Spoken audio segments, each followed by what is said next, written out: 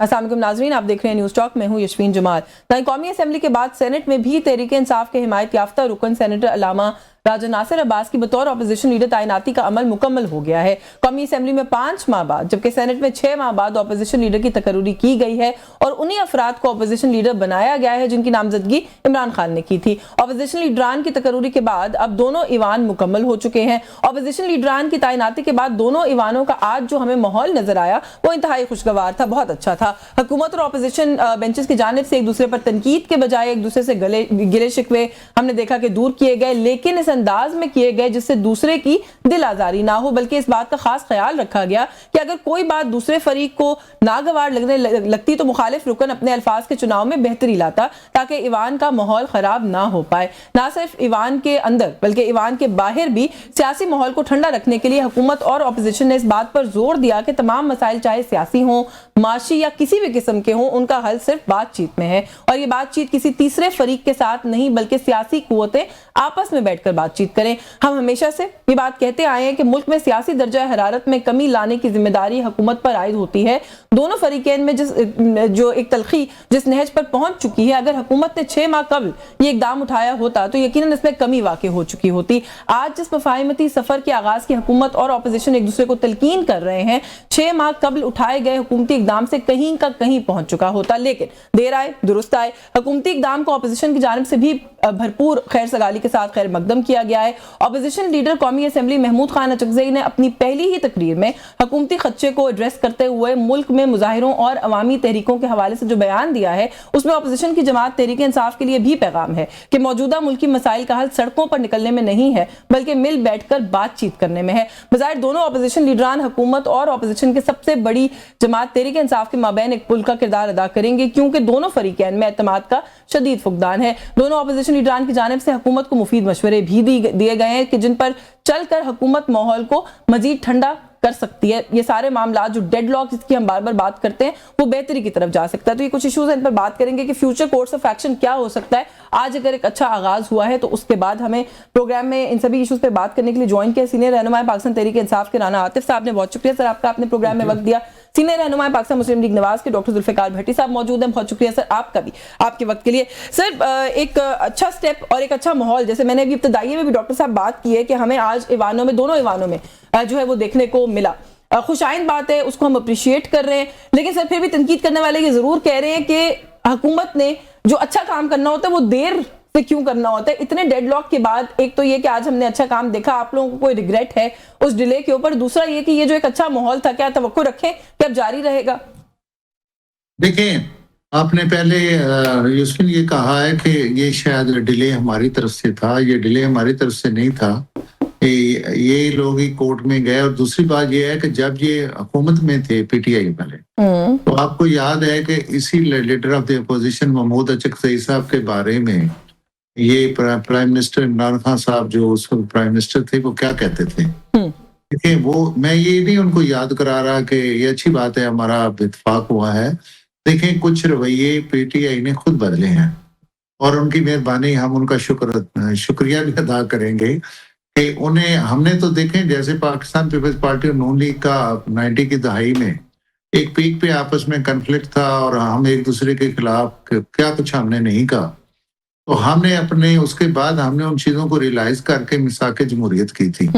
इसी तरीके से आपको याद हो कि ये जो जब हालांकि कहना तो चाहिए था हुकूमत को, उस वक्त की हुकूमत इमरान खान साहब ने, वो हमारे उस वक्त के अपोजिशन लीडर जो है अपना शहबाज शरीफ साहब, उन्होंने ये एक मिसाक की जो है वो बात की थी कि आप हमारे साथ मिसाक की मईशत करें, है जी। तो उन्होंने इनकार किया था, तो उन्होंने खुद कहा था कि हम किसी चोर डकैत से हाथ नहीं मिलाना चाह रहे। ये खुद ही हमें एक तो चोर डकैत कहते थे और हमारे साथ ये बैठने को तैयार नहीं थे, और दूसरा हमें नहीं कहते थे कि आप असेंबली में और पार्लियामेंटेरियन के यानी कि आप अपनी यानी कि इलेक्टेड लोगों से बात करें या अपनी सियासी जमातों से बात करें, लेकिन ये कहते थे कि नहीं, आपके पास अख्तियार नहीं है और आपके अख्तियार जो है वो एस्टेब्लिशमेंट के पास है। आपको ये याद होगा। जी जी। इसलिए आप इसकी डिले की जिम्मेदारी हमारे पे ना डालें। नहीं, मैं तो खैर ऑपोजिशन लीडर की सर बात करी थी। ये लोग अगर अपने पुराने ऑपोजिशन लीडर के मामले को लेकर कोर्ट गए थे तो किसी अदालत ने आपको रोका तो नहीं था? क्या आप अगले की तकरूरी नहीं कर सकते या नोटिफिकेशन नहीं, कर ऐसी सकते? बात नहीं है। लोग जब रोक के बैठ आपको गए। पता है कि किसी का कोर्ट में केस चला जाए, जब वो उसका फैसला ना हो या वो आप इसको वापस ना लिया जाए, तो आपको पता है कि आप उस पे जो फैसला नहीं हो चले, सकता। मैं पूछ लेती हूँ आतिफ खान साहब से, लेकिन राना आतिफ साहब से, लेकिन बात ये है सर कि ये वो दो अलग मामला थे। अगर नोटिफिकेशन हो जाता था उसका उससे कोई ताल्लुक नहीं था, बट एनीवे सर वो ये कह रहे हैं कि डिले आप लोगों के एंड से था, आप लोग ही पहले कोर्ट चले गए और उसके बाद आप लोगों ने सारा मामला जो है उसको वो लटकाया, ना जाते तो पहले हो जाती तकरूरी। देखिए, हमने तो उस वक्त भी इनको ऑफर की थी, जब देखें एक मिनट में कहते ना, जब मियां शहबाज शरीफ साहब वज़ीर-ए-आज़म बने जी, तो उन्होंने, आप कहते हैं ना, हुकूमत की जिम्मेदारी दी, तो हुकूमत ने फिर इनको दावत दी थी कि आप हमारे साथ बैठें। सर अच्छा, तो मुज़ाकरात की तरफ मैं आती हूँ उस पर तफसील से आज बात करेंगे। आज और इशू कोई नहीं, आज तो हमने इतनी अच्छी अच्छी मुज़ाकरात के बारे में बातें सुनी है। मैं आती हूँ जानिब जी राना सर। देखिए, बात यह है कि इस मुल्क में एक बड़ा प्रॉब्लम हुआ है कि जो पॉलिटिक्स है वो बहुत रिग्रेस कर गई है। अब जो एक नॉर्मल चीज़ें होती हैं उनको सेलिब्रेट किया जाता है इस मुल्क के अंदर। लीडर ऑफ द ऑपोजिशन की तैनाती होगी है, मतलब कि किसी से आप किसी महज़ब जमहूरियत में ऐसी बात करें लोग में कि आपको शर्म आएगी ये बातें करते हुए। आई एग्री विद दैट कि ये 6 महीने बाद की, और ऐसे बता रहे हैं कि पता नहीं इन्होंने कौन सा हातम तई वाला काम कर दिया, कौन से डेमोक्रेटिक नॉर्म्स को इन्होंने बड़ा अपहेल्ड किया है कि जी हमने 6 महीने बाद हमने अपोजिशन लीडर का तयन कर दिया है। अपोजिशन लीडर की जिस दिन सीट वेकेंट हुई और जो हमारे ख्याल में बिल्कुल उमर अयूब साहब को बिल्कुल एक नाहक सजा दी गई, उसके बावजूद जिस दिन हमने नाम दिया, आज तकरीबन 6 माह बाद आज इनकी नॉमिनेशन हुई है, तकरीबन 6 माह हो जाएंगे 31 तारीख को। तो अगर तो ये कोई बड़ी सेलिब्रेट करने वाली चीज़ है, अगर हमने न्यू लॉज को ही सेलिब्रेट करना है, तो मेरा ख्याल है कि ऑलरेडी जमहूरियत का जो क्रेडेंशियल है पाकिस्तान में वो तो बहुत नीचे जा चुके हैं, इसमें तो कोई शक ही कोई नहीं है। अच्छा, मैंने वैसे फॉर वन इस चीज़ को अप्रिशिएट किया कि उसके बाद माहौल बहुत अच्छा था ईवान का। लेकिन अगर आपको टॉलरेंस नजर आए दोनों साइड्स के अंदर, एक दूसरे की तनकीद भी आज लोगों ने टॉलरेंस के साथ सुनी, मैं तो उसको अप्रिशिएट कर रही हूं। देखिए, मेरे ख्याल में ये एक सेकेंडरी बात है कि हम अप्रिशिएट करें या ना करें। देखिए, जो डेमोक्रेसी है ये डेमोक्रेटिक नॉर्म्स के ऊपर चलती है। ये नहीं है कि दुनिया में हुकूमत और अपोजिशन एक दूसरे को आप जितना मर्जी ग्रिल करें, ये और यही डेमोक्रेसी का मतलब है कि अपोजिशन हुकूमत को अकाउंटेबल करती है और हुकूमत अपनी अगर कोई कारकर्दगी हो तो वो लोगों को बताने की कोशिश करती है। ज़ाती हमने नहीं किया जाता, लेकिन हमने बदकिस्मती से देखा 80s 90s की पॉलिटिक्स और कुछ जमातों की तो पॉलिटिक्स अभी तक 40-45 साल से यही पॉलिटिक्स है। सिर्फ गोल पोस्ट चेंज होता है। पहले क्योंकि पीपल्स पार्टी एक मकबूल जमात होती थी तो वो इनके खिलाफ इनका सारा वो होता था, तो और अब क्योंकि PTI पिछले 15 साल से पाकिस्तान की सबसे मकबूल जमात है, तो अब इन दोनों जमातों का जो हरफ तनकीद है और वो है वो अब PTI बन चुकी है। और ये पहले बताते हैं जी, हमने बड़े फ़ख्र से बताते हैं कि हमने कौम के पहले 15 साल हमने ज़ाया किए थे, फिर हमने रियलाइज़ किया कि जी 15 साल हमने ज़ाया कर दिए, तो अब हम ज़रा इकट्ठे हो जाते हैं। अब ये तो पहले भी खैर इश्यूज के ऊपर इकट्ठे होते ही रहे हैं। चार्टर ऑफ डेमोक्रेसी किया इन पार्टीज ने। 98 के अंदर जो बेनज़ीर भुट्टो जो एग्जाइल में गई थी वो नवाज शरीफ के दौर के अंदर गई थी। कोई भी नहीं कह रहा कि ये ऑब्वियसली दो अलग पार्टीज हैं। मैं बता दूं, एग्जाइल में जाना, और वो क्यों गई थी? क्योंकि उनको पॉलिटिकली विक्टिमाइज किया गया था, इसलिए वो एग्जाइल में चली गई थी। नहीं, but you are missing the point here sir ना। वो यही तो कह रहे हैं कि इतनी एक्सट्रीम के बाद हम लोगों ने अब उन गलतियों को सुधार लिया, हमने सीखा है अपनी गलतियों से। मैं तो देखिए, सीखना किसी एक जमात के साथ नहीं, सीखना एक प्रिंसिपल होता है। ये नहीं होता कि मैं कहूँ कि मैंने मेरी आपके साथ सुलह हो गई है, अब मैंने इनके साथ लड़ाई शुरू की। अपने प्रिंसिपल को अपहोल्ड करना होता है, वो तो खैर मैं उसमें नहीं जाता। तो देखिए, पहला मेरा पॉइंट तो ये है कि देखें, हमें ये जो बिल्कुल इतनी जो डेमोक्रेसी के अंदर इस तरह की चीज़ हमें सेलिब्रेट नहीं करनी चाहिए। ये बिल्कुल नॉर्मल सी चीज़ है। मुझे किसी ने कहा जी देखें, चलें आप दे रहे हैं दुरुस्त है, मैं कहा चलें ठीक है, पर इसी चक्कर में ये कौम लगी रहेगी हम कि चलें जी अब हमने एक ये अच्छा काम कर दिया जो कि हमें कभी गलत होना ही नहीं चाहिए था, तो हम उसको सेलिब्रेट कर रहे हैं। अगली बात, लेकिन एक पॉइंट जो गवर्नमेंट अभी दिया भी है, बल्कि डॉक्टर साहब ने भी कहा, उन्होंने कहा जी कोर्ट में आप चले जाएं किसी बात को लेकर, तो फिर आप उसको आगे नहीं जा सकते। अगली बात पे जाता हूँ। उसके बाद इलेक्शन हो गया, उसके बाद वो भी 25,000 से उमर अयूब साहब की अहलिया इलेक्शन जीती हुई थी, उसके ऊपर भी आपने अपना बंदा जितवा लिया, उसके बावजूद उसको भी 2 माह चुके हैं। लेकिन ये तो अब एक बेसिकली ये तो एक अजीब सी बात है कि जी कोर्ट के अंदर बात थी तो इसलिए वो चले गए। वो कोर्ट के अंदर बात और थी, लीडर ऑफ द ऑपोजिशन को तयन की बात नहीं थी। Anyways, coming back to the point, देखिए पॉइंट ये है कि आपने बात की मुज़ाकरात की। देखिए, मुज़ाकरात होते हैं, इसी पहले उनका कोई टर्म्स ऑफ रेफरेंस होते हैं। अच्छा, उस पे आती हूँ मैं। आगे बढ़ना है इस पॉइंट से, आज जो एक पॉजिटिविटी नजर आई, हमने उससे आगे बढ़ना है या नहीं? देखिए मैं आ रही हूँ डॉक्टर साहब। जैसे आपने खुद कहा, देखें ये फैसला हुकूमत ने, ये फैसला हुकूमत ने करना है, पैसा हुकूमत ने ये करना है। देखें, मैं डॉक्टर साहब आ रही हूँ। देखिए, इकोनॉमी का तो उन्होंने बिल्कुल ही बेड़ागर्क कर दिया है। कोई आप इशारे देख लें, पाकिस्तान के अंदर इन्वेस्टमेंट्स के इशारे देख लें, एक्सपोर्ट्स के इशारे देख लें, फैसलाबाद के अंदर 2.5 लाख मजदूर बेरोजगार हो चुके हैं, मिलें ऐसे बंद हो रही हैं जैसे जी 150 मिलियन उन्होंने आज का खुदा चेयरमैन से ने वो जब उन्होंने कहा बात चाबियां करेंगे, हुकूमत को देते हैं, ये चला के अभी दिखाते हैं। आप- एहसन अभी तनवीर ने आप 1 to 1 बात करें ना, देखिए अभी आप इनसे तो बात अच्छा मेरे ब्रेक भी लेनी है डॉक्टर साहब से जी मेरे से रिप्लाई ले लें, उसके डॉक्टर बाद आप इस पर जी डॉक्टर ये साहब देखें। पता क्या है, ये मेरे भाई जो है ना, ये 4-5 फिक्रे जो है ना, ये सुबह से पढ़ते हैं और उन्हीं फिक्रों को बार बार दोहराते रहते हैं हर जगह पे, और कोई और बात नहीं करते हैं जी।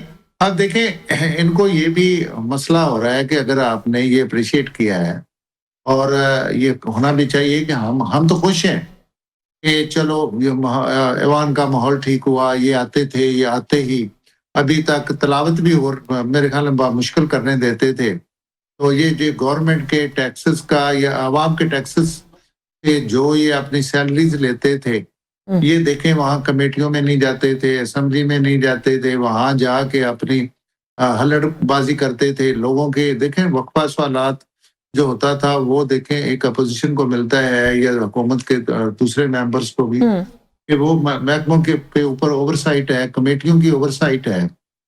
देखें हमें अवाम मुंतखब करके असम्बलियों में क्यों ले जाती है कि हम अपने इलाके के और अपने मुल्क के मसाइल को वहां पे डिस्कस करें, वहां एक ही बात होती है। तो ये देखें ना, ये इनका एक वतीरा है कि यहाँ पे ये आते थे, और हमें खुशी हो रही है कि ये जो है असम्बली के बिजनेस में हिस्सा लें, ये अपने क्वेश्चन करें हुकूमत पे बिल्कुल तनकीद करें कि जी ये जो है यहाँ पे खराबी हो रही है, यहाँ पे करप्शन हो रही है, यहाँ पे गवर्नेंस के इश्यूज हैं, यहाँ पे पब्लिक के इश्यूज हैं, ये हमें खुशी होती है। अपोजिशन की जो ओवरसाइट है वो ये है। अपोजिशन की ये नहीं है कि अपोजिशन जो है वो स्टार्ट हो जाती है जी कि ये जनाब अली गालियां निकालने शुरू कर दे, वहां पे जनाब आपके बेंच में जो मुबारक नाम है उनको फाड़ फाड़ के जनाब पैरों में रोंदना शुरू कर दे, और मतलब हल्लड़बाजी इस किस्म की करे। चल मुझे सर एक ब्रेक लेनी है, ब्रेक से वापस आके इस पे बात करते हैं, क्योंकि ये पहली दफा तो कोई नई ऑपोजिशन तो है नहीं है सर जो ये काम कर रही है। बजट की कॉपियां फाड़ फाड़ के, तकारीर फाड़ फाड़ के, बेंचेस स्पीकर के रोस्ट्रम पे जा जाके आपके सीनियर तरीन लोग, मेरे पास विजुअल्स निकाल के दिखा सकते हैं कि माजी में एहतजाज करते रहे और जो जुबान भी इस्तेमाल करते रहे, शायद भी नहीं हो सकती करते रहे, लेकिन देखें ये एक तो सर फिर ये ना कहे ना कि अगर ये कुछ कर रहे हैं तो ये ऑपोजिशन का किरदार नहीं अदा करे, आप लोग भी एज ऑपोजिशन नहीं करते हो, एक जगह पे हो, ये नहीं होता कि आप जो है पूरे 5-5 साल या 2-2 साल आप करें और बिल्कुल तनख्वाह तो अपनी आप। मुझे सर एक ब्रेक लेनी, ब्रेक से वापस आके इस पे बात करेंगे, लेकिन ऐसे इकबाल साहब की वो बात तो अभी रिसेंट है सर, जब पीआईए की प्राइवेटाइजेशन की इनकी हुकूमत में बात की गई तो वो डाइस तक चले गए स्पीकर के, और उन्होंने कहा कि ये सब लोग गद्दार हैं, इन पे गद्दारी का मुकदमा होना चाहिए। तो सर ईवान के अंदर ये सारा कुछ तो हमेशा चलता रहता है, ये ईवान में, इस मुल्क के ईवान में कम से कम बड़ी एक कॉमन बात है। मुझे एक ब्रेक लेनी है, ब्रेक से वापस आके मुज़ाकरात इस तरह के माहौल में हो सकते हैं कि नहीं, इस पे बात करते हैं, हमारे साथ रहेगा जी। वेलकम बैक नाज़रीन। ब्रेक पे जाने से पहले जो बात डॉक्टर जुल्फ़िकार भट्टी साहब कर रहे थे, राना आतिफ साहब, एक तो क्विक कमेंट करके, क्योंकि मैंने थोड़ा सा ये मुज़ाकरात वाले इशू के ऊपर बात करनी है, बाकी सारी बातें वो तो मैंने भी उनको कह दिया कि ईवान के अंदर अपोजिशन का एहतजाज ये कोई आप लोग पहले तो है नहीं है जो कर रहे हैं कि आप पे क्रिटिसिज्म जो है वो किया जाए, लेकिन एक बात से एग्री करना पड़ेगा, जो उन्होंने कहा कि जो रियल इशूज हैं ऑपोजिशन, आप लोगों के पास उनके लिए वक्त नहीं है। लोग बेरोजगार हो रहे हैं इस मुल्क में, गुर्बत बढ़ रही है इस मुल्क में, माशी इंडिकेटर सारे नीचे जा रहे हैं, आप लोगों को भी सर कुछ अपने ऐसा लगता है पीटीआई स्पेसिफिक कंसर्न्स हैं, उन्हीं को लेके आप लोग प्रोटेस्ट करते हैं। देखें पहली बात तो ये मेरा ख्याल है हुकूमत को तो बिल्कुल पता है कि ये इनकी आखिरी बारी है इक़्तिदार की। वो इनके, मेरा ख्याल है कि कोई इनकी 10% से ज़्यादा इनकी हाजिरी नहीं होती पूरी कोalition की। हमें तो छोड़ें आप अपोजिशन को, कभी आप सेशन में आके देखें कि इनके 10% से ज़्यादा मेंबरान असम्बली आते ही नहीं है। उनको पता है कि हम कौन सा पहले कोई अवाम की वोटों से आए हुए हैं। दूसरी बात यह है कि अवाम की जहाँ तक इश्यूज़ की बात है, अवाम के इश्यूज़ की आप संजीदगी इनका यहाँ से अंदाज़ा लगा लें, कभी इनका कोई वजीर शाज़ो नाज़री कभी कोई अजलास में कौमी असम्बली के अजलास में आता होगा, तो हमें ये तो पहले ये लेक्चर ना देना कि जो अजलास की कार्रवाई कैसे चलनी होती है। इमरान खान साहब जब वज़ीर-ए-आज़म बने थे, इन्होंने उनको तकरीर नहीं करने दी और ये हमें जमहूरियत की ये हमें दरस दे रहे हैं। तो दूसरी बात यह कि अवाम की जो इश्यूज़ है ना, देखिए वो तो आवाम तक हम पहुँचा रहे हैं। देखें, अब देखें कि जो आपकी FDI है पिछले 6 माह के अंदर $840 मिलियन, जो कि मेरे ख्याल है पाकिस्तान के पिछले 15 साल में लोएस्ट FDI रही होगी। ऐसा ही है। आपके स्टेट ओन एंटरप्राइजेज हैं, इन्होंने कहा था कि जी हम बिजली का ये कर देंगे, वो कर देंगे, बिजली की खपत नीचे जा रही है। 4000 मेगावाट इस टाइम शॉर्टफॉल है। ठीक है, ये मेरिट ऑर्डर को ये फॉलो नहीं कर रहे हैं। हाँ। जो आपके पावर प्लांट्स के वो फॉलो नहीं कर रहे हैं। 4-5 घंटे लोड शेडिंग हो रही है। उसके बाद 800 बिलियन रुपए के आपके जो आपकी 4 डिस्कोस ने लॉसेस किए हैं, 4 डिस्कोस ने 800 अरब रुपए का लॉस कर दिया है। हुकूमत ने तकरीबन जो स्टेट ओन एंटरप्राइजेज हैं उनका जो लॉसेस हैं वो 2100 अरब रुपए पहुंच चुके हैं, पाकिस्तान की तारीख में हाईएस्ट हो चुके हैं। तो मुझे ये बात बताएं, इनका कौन सा मईशत का इंडिकेटर है? एक्सपोर्ट्स आप देख लें कि इस 6 माह के अंदर, पहले 6 माह के अंदर आपकी एक्सपोर्ट $1.5 बिलियन नीचे गिर गई हैं। तो मुझे बात बताएं, उस दिन एक निगरान जो वजीर थे पिछली केयर टेकर सेटअप के अंदर, SM तनवीर, उन्होंने प्रेस कॉन्फ्रेंस की है। उन्होंने कहा कि आप हमसे चाबियां नहीं, आप ही सारी मस्जिद चला लें क्योंकि हमारा तो बड़ा गर्क हो चुका है। तो मुझे बात बताएं कि कौन सा एक इंडिकेटर है इस हुकूमत का? ये सवाल आप लोग ईवान में पूछे ना इनसे, नहीं पूछते, इनको अकाउंटेबल करें। वो यही तो कह रहे हैं कि इश्यूज पे आप बात नहीं करते। मैं तो यही कह रहा हूं कि देखिए, पूछना हमें तो पता है, अगर ये लोग आएंगे नहीं, ये तो इजलास में नहीं आते, पूछना हमने किससे है? मुझे आप बताएं कि आपने आखिरी दफा वजीर आजम को इजलास के अंदर कब देखा था? आपने आखिरी दफा इनके वज़रा को इजलास के अंदर कब देखा था? सर, प्राइम मिनिस्टर तो कम ही आते हैं, आपके प्राइम मिनिस्टर भी इजलास में नहीं, मैं आपको ये गारंटी कर लें कि ठीक है, मैं नंबर इमरान खान साहब ने पाकिस्तान की तारीख के अंदर सबसे ज्यादा कैबिनेट मीटिंग्स चेयर की होंगी। मैं पार्लियामेंट्री सेशन की बात कर रही हूं। पाकिस्तान पीपल्स पार्टी के प्राइम मिनिस्टर होते हैं जो सबसे ज्यादा जाते हैं। शहबाज शरीफ साहब ने तो रिकॉर्ड कायम किया एक चीज का, वो बैरून मुल्क दौरों का। वो आज भी किसी मुल्क चले मुझे इजाजत दें। डॉक्टर साहब वो कह रहे हैं कि जमहूरियत तो जमहूरी इकदार और सिस्टम्स कैसे चलते हैं उसका दर्स ना दें। आपके तो अपने लोग ही पूरे नहीं होते, ना मेंबर्स पूरे होते, ना वजीर आते हैं। मुझे नहीं याद कि मेरे भाई शायद मेंबर नेशनल असेंबली हैं या नहीं है, ये मुझे नहीं याद। ये मुझे सच्ची बात है, नहीं पता। मेरा ख्याल है कि जैसे गुफ्तगू कर रहे हैं, मेरा ख्याल है कि ये मेंबर नेशनल असेंबली नहीं है। ये यहाँ से आपके नॉलेज का पता लगता है कि आप, और मैं फॉर्म 47 पे नहीं आया हुआ। आपके लिए आपके कैंडिडेट को 60,000 की वोटों से आगे आया हूं। अगर ये मेंबर नेशनल असेंबली है तो इन्हें ये पता हो कि हमारा कोरम कभी बहुत ही कम कोरम कभी टूटता है। सर, आप लोगों के कंसर्न मिनिस्टर्स होते हैं क्वेश्चन आंसर सेशन में सवालों का जवाब देने के लिए। सवाल नहीं ना पूछना, भट्टी साहब को हमारे मईशत है, इनसे तो किसी ने नहीं पूछना। मेरी बात सुने, कोरम हमारा बहुत कम टूटता है, बहुत कम। मेरी आप बात सुने, एक चीज। दूसरी बात यह है कि जो हमारे मिनिस्टर कंसर्न्स होते हैं, जब भी उसके क्वेश्चन होता है या कोई बिजनेस होता है, तो हमारे उस वक्त सारे जो मिनिस्टर कंसर्न होता है वो जरूर होता है। इसलिए कभी असेंबली का, देखिए स्टैंडिंग कमेटियों में भी हमारे लोग आते हैं। ये कभी नहीं होता कि हम जो बिजनेस गवर्नमेंट का है ना, गवर्नमेंट के बिजनेस को हम जो है वो इग्नोर करते हैं। बाकी देखें, ये अब कहेंगे, ये कहते हैं कि हमने बैरून मुल्क दौरे किए। अगर हमने बैरून मुल्क दौरे किए तो आपका यही पासपोर्ट जो 126 पे था 98 पे आया, आपका यही पासपोर्ट आया। अगर हमने बैरून मुल्क दौरे किए हैं तो आपने देखिए मेरी आप बात सुन लेना, आप मुझे पहले एक दफा बात करने दें। ये किसी की बात सुनने दरमियान में ना ये समझे पता नहीं कुछ चीज दौड़ गई है भाई। नहीं कुछ नहीं बोले सर, आप बात मुकम्मल करें जी। हाँ, मेहरबानी करें, सिविलाइज तरीके से बात करें। मैं आपकी बात सुन रहा हूँ जी। देखिए, आप इसके बाद जवाब देना, अपनी मर्जी से जवाब देना, मुझे इस पे इतराज नहीं है। देखिए, ये मुझे बहुत बुरा लगता है कि मेरी बात में अगर कोई बात दरमियान में टोकता है, ये बहुत बुरा मुझे लगता है। नहीं सर, आप प्लीज कंटिन्यू करें जी। अच्छा, देखिए मैं ये कह रहा हूँ, देखिए हमने अगर वो ये इतराज कौन सा है? देखिए, आपने तो जनाब आप पाकिस्तान को आइसोलेट करके चले गए थे।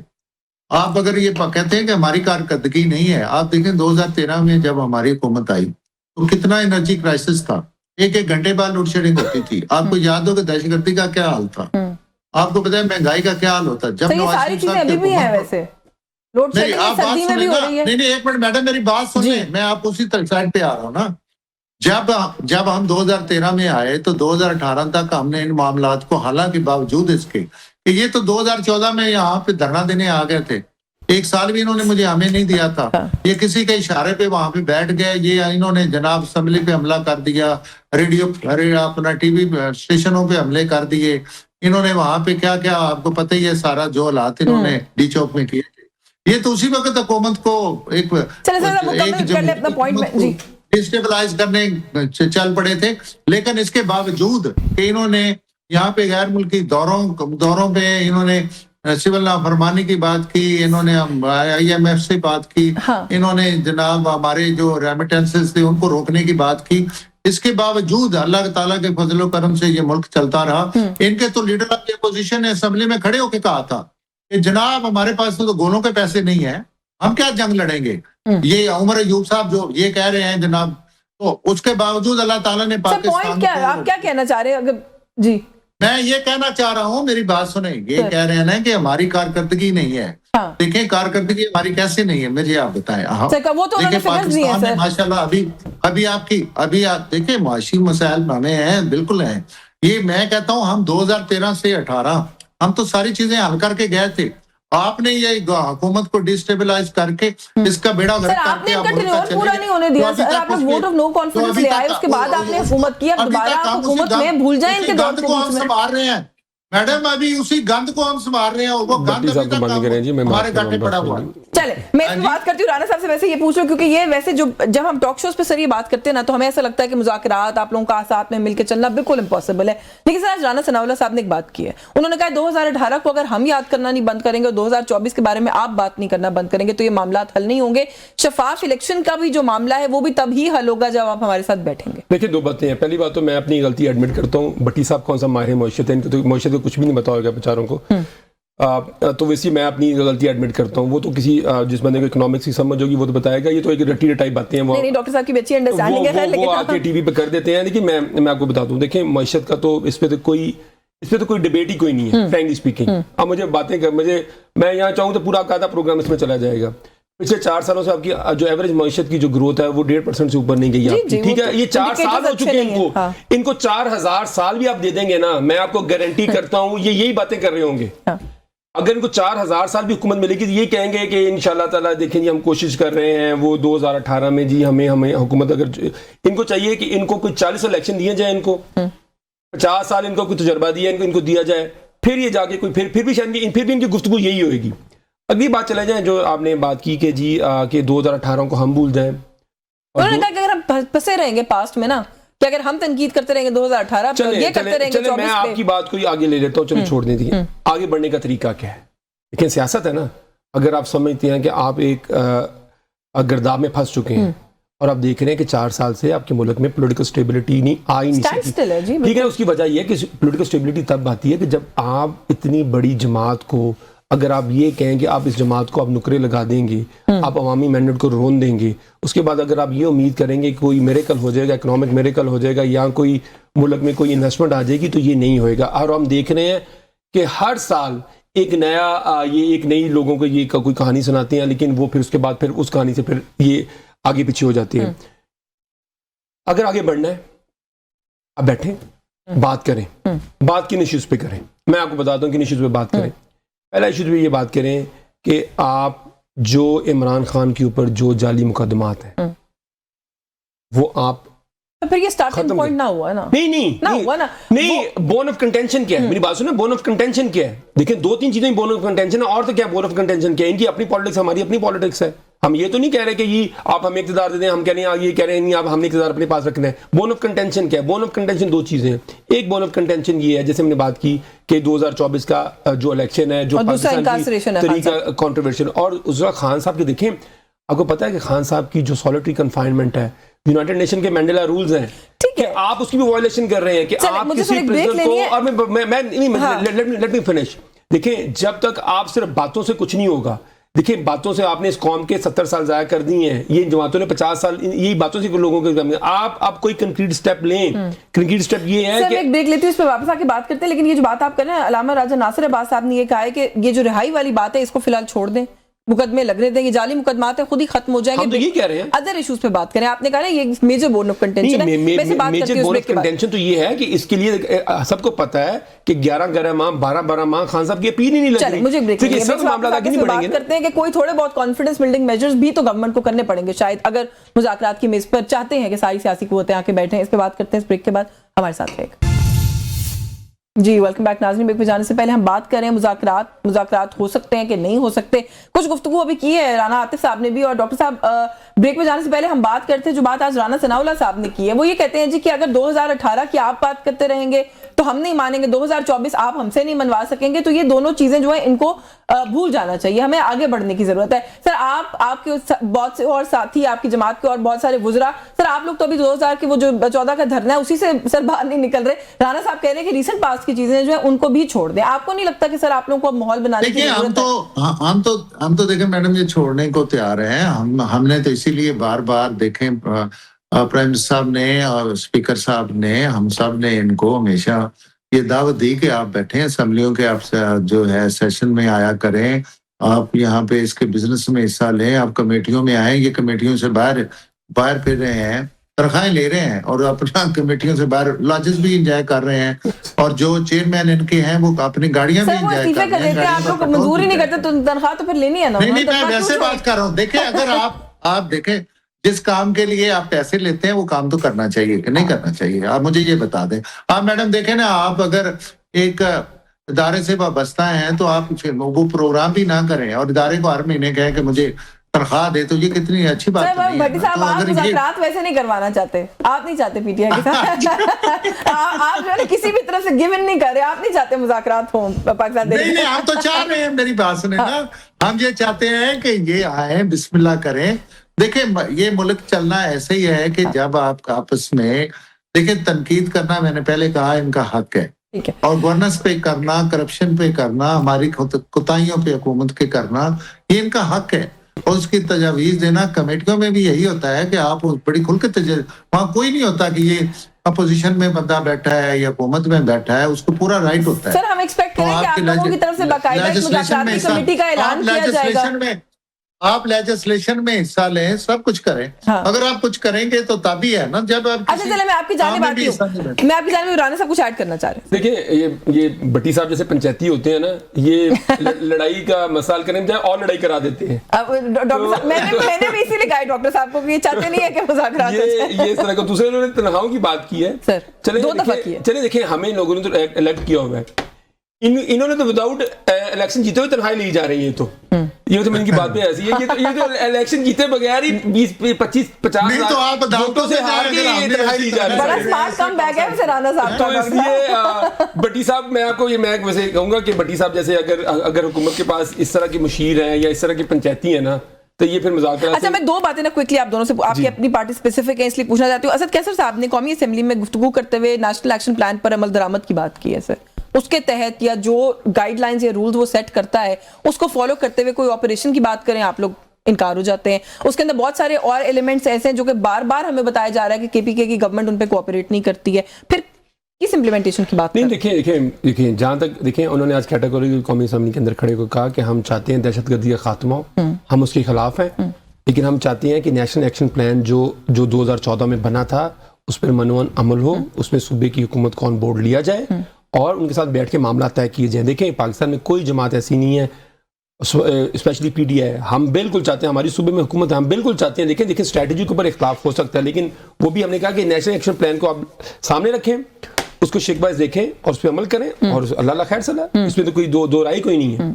तो इस पे तो हमारा तो लेकिन ऑपरेशन को लेकर एक रेजिस्टेंस तो है ना सर, तो उसकी वजह से रीड ये किया जाता है कि शायद आप लोग दहशतगर्दी के खात्मे के लिए ताउन नहीं कर रहे। नहीं, ये बिल्कुल ये बिल्कुल गलत बात है। देखिए, हमारे दौर के अंदर दहशतगर्दी बिल्कुल नीचे चली गई थी, वहाँ पे हमारे लोगों का ये कंसर्न है कि आप सूबाई हुकूमत को ऑन बोर्ड लें। वो देखें, वहाँ पे एक इलेक्टेड हुकूमत है, वो आपको गाइड कर सकती है कि कैसे करना चाहिए, कैसे नहीं करना चाहिए। और जहाँ तक है, देखिए दहशतगर्दी के पाकिस्तान तरीके इंसाफ बिल्कुल खिलाफ है, इस पे कोई जीरो टॉलरेंस है, इस पे कोई दो राय नहीं। अच्छा सर, क्योंकि मैंने कहा राना साहब से कि अपनी जमात का सवाल पूछूं, सर ख्वाजा आसिफ साहब ने एक स्टेटमेंट दी है, वो कह रहे हैं कि अगली आईनी तरमीम में एक कौमी निसाब और जो एक बल्दियाती निज़ाम है वो लेकर आएंगे। तो ये सर अगली आईनी तरमीम, ये कोई तैयारी हो चुकी है, हो रही है, आप लोगों ने फिर कोई सरप्राइज देने की तैयारी कर ली है, और आपके ख्याल में आप लोग कर सकेंगे? क्योंकि पाकिस्तान पीपल्स पार्टी तो बड़ा कैटेगोरिकली कह रही है कि एक असेंबली के लिए बस बहुत हो गई तरमीम, मजीद हमें नहीं करनी चाहिए।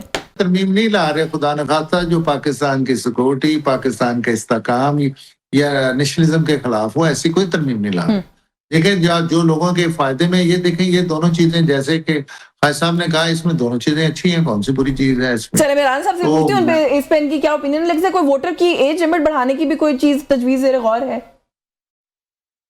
नहीं, फिलहाल देखें, अब ये चीजें अभी तक तो मेरे ख्याल में कयास राइयां हैं, और किसी किस्म का ऐसा नहीं है कि इसमें जिसका भी NIC बन रहा है 18 साल का, ये एक तरमीम है और वो अभी तक तो वही चल रही है और मेरे ख्याल में तो किसी लेवल पे ये कंसिडरेशन में नहीं है, मेरा ख्याल है। अरे अच्छा, वैसे सर खबरें तो इस तरह की आ रही है कि है सर एक और तरमीम, वो कहते हैं जी अगर आ जाए तो, और डॉक्टर साहब कह रहे हैं कि प्रेरोगेटिव है, असेंबली है, वो कर सकती है। बिलावल भुट्टो साहब वैसे ऑन दी अदर हैंड कह रहे हैं जी कि एक टेन्योर में 2 तरमीम मोर देन एनफ है, हमें जरूरत नहीं और कुछ करने की। अब चलो खैर मैं चलो ये उनका अपना बिलावल भुट्टो की मैं बात नहीं करता। देखें दो चीज़ें हैं। देखें आईनी तरमीम का मकसद ये होता है कि अगर आपको लगे कि जो मरूजी हालात हैं वो चेंज हो चुके हैं उसके लिहाज से, क्योंकि कॉन्स्टिट्यूशन तो एक फिक्स डॉक्यूमेंट होता है।